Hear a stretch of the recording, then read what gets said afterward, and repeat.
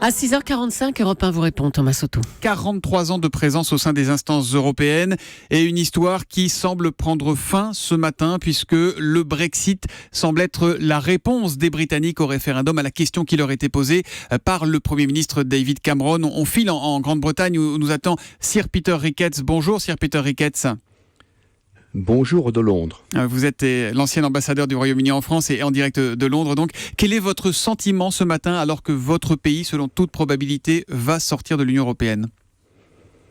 Personnellement, c'est une profonde tristesse parce que j'ai passé toute ma carrière à travailler pour les relations entre l'Europe et le Royaume-Uni.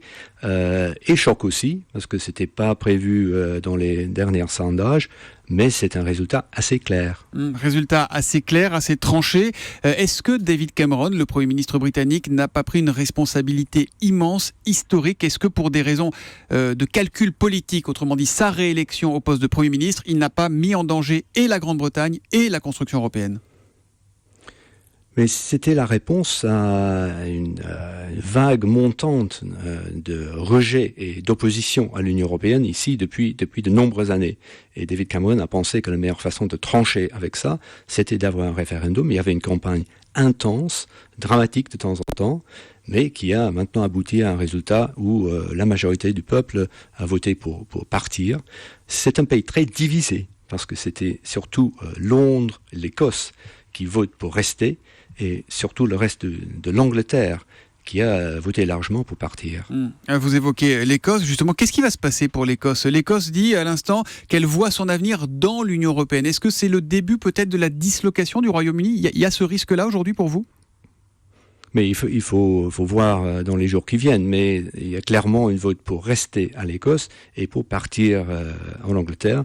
Alors les nationalistes écossais qui sont au pouvoir ont toujours dit qu'il faut revoir la question si cette éventualité arrive. Alors ils n'ont pas déclaré leurs intentions jusqu'ici, mais bien sûr c'est maintenant un risque, oui. C'est un risque qui vous inquiète, vous ? Vous pensez que tout rentrera finalement dans l'ordre et que le Royaume-Uni va pouvoir avoir des relations finalement qui ne seront pas à l'intérieur de l'Union européenne, mais quand même des relations avec l'Union européenne ?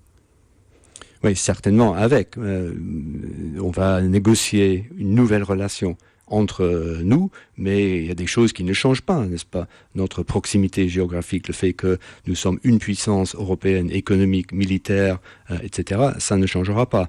Alors il faut trouver une nouvelle base de coopération entre les deux pays. S'ouvre une longue période, à mon avis, incertaine, imprévisible, de négociations difficiles, mais de jour au lendemain, les choses ne changeront pas. Ça va prendre du temps à négocier une nouvelle relation. Qui perd le plus dans cette affaire ? C'est l'Union européenne ou c'est la Grande-Bretagne selon vous ? Mais à mon avis, ça va être un bouleversement pour tous. C'est un bouleversement des paysages politiques ici, mais aussi pour l'Union européenne. Rien ne sera le même après cela. C'est un avertissement, je pense, à tous les dirigeants européens et les institutions à Bruxelles. L'impopularité de l'Europe que nous avons vue ici, c'est pas seulement au Royaume-Uni qu'on a ça. Les sondages montrent qu'il y a même impopularité. Alors, à mon avis, c'est une mise en garde à l'Europe de s'occuper de ce que vraiment concerne le citoyen, les inquiétudes des citoyens. C'est peut-être ça qui a manqué ici depuis de nombreuses années. On n'a pas montré au peuple que l'Europe répond à leurs inquiétudes. 52-48 en faveur du Brexit, pour l'instant, selon les chiffres partiels, mais quasiment définitifs donnés par la BBC. Est-ce que vous pensez que le Premier ministre David Cameron peut raisonnablement penser qu'il va rester Premier ministre ? Mais il a dit clairement que c'est son intention de rester au moins dans la période immédiate, qu'il va prendre les instructions du peuple britannique et de les mises en œuvre. Pour le plus long terme, je ne sais pas. Je pense que ça va être difficile évidemment, quand même. La question va être posée. Absolument. Mais dans le très court terme, mon impression c'est qu'il a l'intention maintenant de mettre en œuvre ce que le peuple a dit. Question de Bernard sur Europe1.fr. Qu'est-ce qui vous bloque avec l'Europe, vous les Anglais ?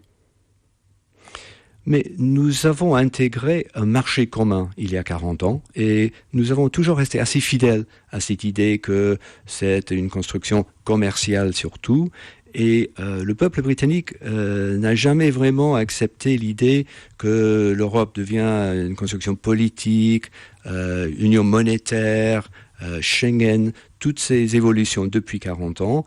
Et nous restons assez fidèles à notre vision des relations commerciales. Et c'est ça, je pense, qu'on a cherché, et que David Cameron a cherché, d'avoir moyen de vivre ensemble avec une eurozone qui est de plus en plus intégrée, mais aussi avec un marché unique qui reste plus large et plus diversifié. On n'a pas pu convaincre le peuple britannique que c'était faisable. Mais on n'a pas beaucoup changé depuis 40 ans notre vision de la coopération. Alors vous avez, Sir Peter Ricketts, le flegme britannique, on vous entend quasiment imperturbable. Est-ce qu'au fond vous pensez que ce qu'il se passe est grave ou qu'il faut relativiser ? Non, c'est grave. Et c'est durable. On ne va pas revenir sur cela. C'est un bouleversement. C'est définitif. Il faut maintenant.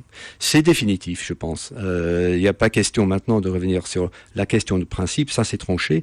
Alors, le comment on va négocier ça en pratique, les relations qui finalement vont continuer entre nous et la France et les autres grands pays européens. On ne va pas arrêter les échanges commerciaux énormes, l'affection entre les peuples, les échanges de population. Toutes ces zones de coopération ne vont pas s'arrêter. Il faut trouver une nouvelle base. Et non, je ne dis pas que ce sera facile. Je suis pas pragmatique. Je suis assez choqué et triste ce matin. Mais pragmatiquement, il faut maintenant trouver une nouvelle mode de vivre ensemble. La géographie ne va pas changer. La Manche va rester la même dimension. Et on va avoir des relations très, très, très intenses, même en dehors de l'Union européenne, à mon avis. Dernière question rapidement. On voit que la livre s'effondre littéralement sur les marchés depuis cette nuit. Vous parlez des échanges commerciaux. Est-ce que vous ne craignez pas un affaiblissement considérable de votre économie ? Inévitablement, il va y avoir des turbulences dans le court terme dans les marchés. Ça, c'est absolument inévitable. Sur le plus long terme, sans doute les investisseurs vont revoir la situation, mais je pense que la grande majorité des échanges commerciaux sont dans l'intérêt des deux côtés, de Royaume-Uni et de l'Union européenne. Ils vont continuer. Mais, comme je disais, après une longue et complexe négociation pour retrouver une autre base de coopération entre nous. Merci beaucoup, Sir Peter Ricketts. Je rappelle que vous êtes l'ancien ambassadeur du Royaume-Uni en France. Merci d'avoir été en direct avec nous de Londres. On se permettra peut-être de revenir vers vous tout à l'heure quand les résultats s'affineront. Je vous rappelle que pour le moment, le Leave, autrement dit les partisans du Brexit, l'emportent avec 52% contre 48% pour ceux qui souhaitaient rester dans cette Union européenne. Résultat, il manque 250 000 voix à dépouiller, 250 000 voix pour le Brexit, pour que ces résultats soient définitifs. Merci beaucoup, Sir Peter Ricketts.